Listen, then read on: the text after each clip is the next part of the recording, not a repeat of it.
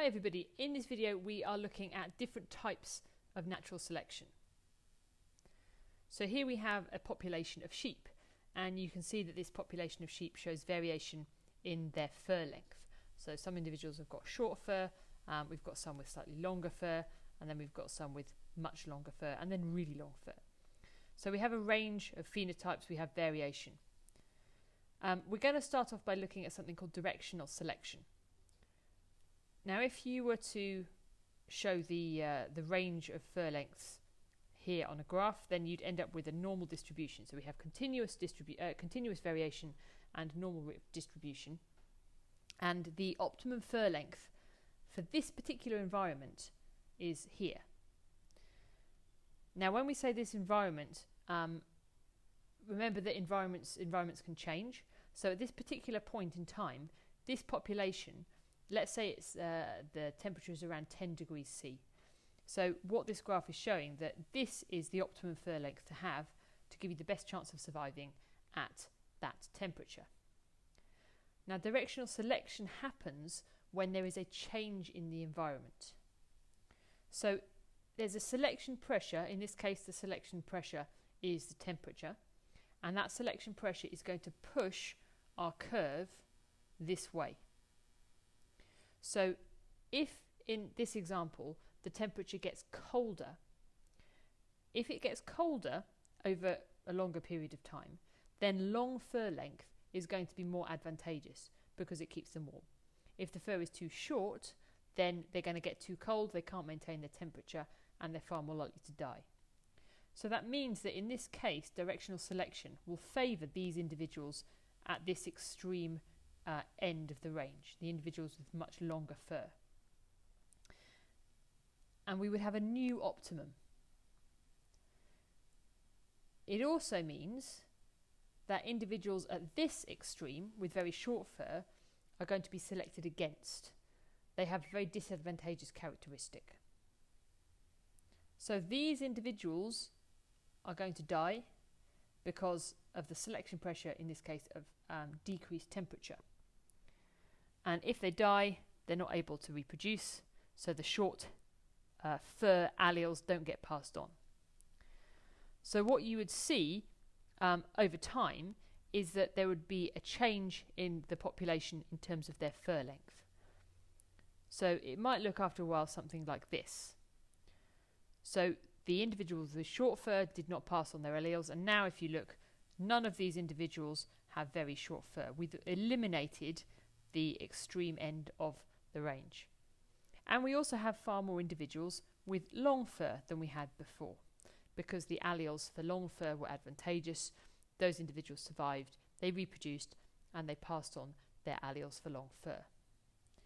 So what we see on our graph is there's been a shift in fur length. So we've now got our optimum here, which is a longer fur length than it was previously. This is our old optimum. So directional selection has shifted the optimum. Directional selection has moved the mean to the right. Depending on what the situation is, the mean could move left or right, but the important point is that directional selection has resulted in one extreme of the range being selected against and the other extreme of that range being selected for. Okay, let's have a look at another example.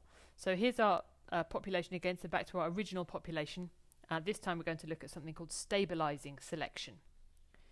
So we've got our curve, our distribution curve showing our normal distribution, and we've got our optimum fur length. Now stabilising selection, as that word stabilising suggests, it happens when the environment is constant, when it stays the same.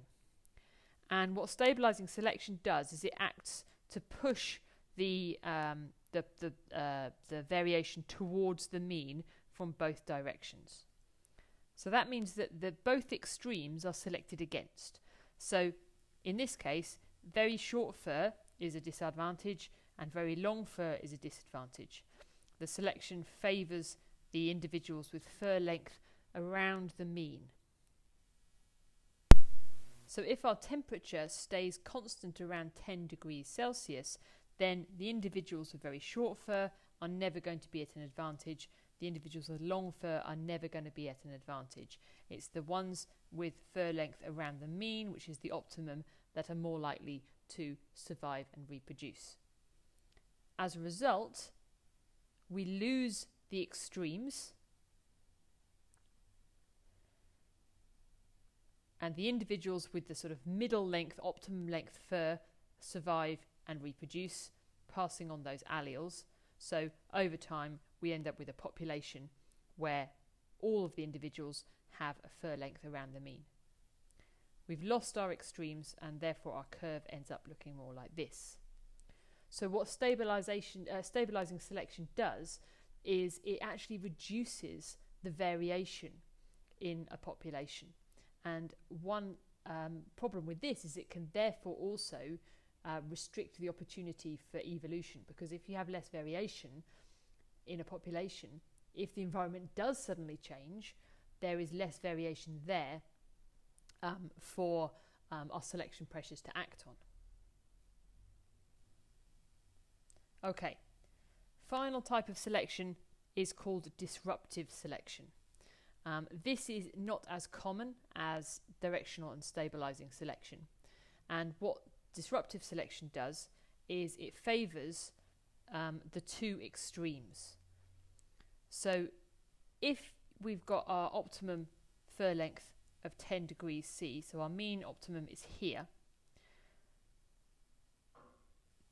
the optimum for a temperature of 15 degrees would be with a shorter fur length, and the optimum for a temperature of 5 degrees is a longer fur length. And disruptive selection favours for the extremes at both ends of the range, and it selects against the phenotypes in the middle. The phenotypes around the mean are selected against.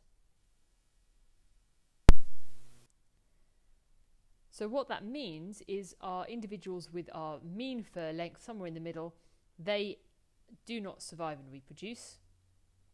And what we end up with over time is a shift where we would actually potentially have two quite different populations. So in this example, we might see this happening if you get a big fluctuation between maybe summer and winter. So if the winter temperatures were very cold and dropped towards 5 degrees, then individuals with long fur are at an advantage. So they'd be more likely to survive in the winters. If it then fluctuated and it was 15 degrees in the summer, then it's possible that you've got the advantage then if you've got the shorter fur. So what could happen is you end up therefore with both of those extremes having an advantage at some point in the year, and the individuals with the middle fur length never really being better than the others, and therefore they don't reproduce. The ones that do reproduce pass on their alleles, and what you end up with is individuals that either have very short fur or very long fur. And if you look at our graph, you can see that over time you could end up with two populations, short fur and long fur. So disruptive selection doesn't happen very often, but if it does, because it can then lead to distinct populations with distinct phenotype ranges, that can then lead to the separation of one species into two species. So disruptive selection is really important in terms of evolutionary change and what we call speciation. Okay, that's all. It's a bit complicated, but hopefully that is fairly clear. Thank you very much.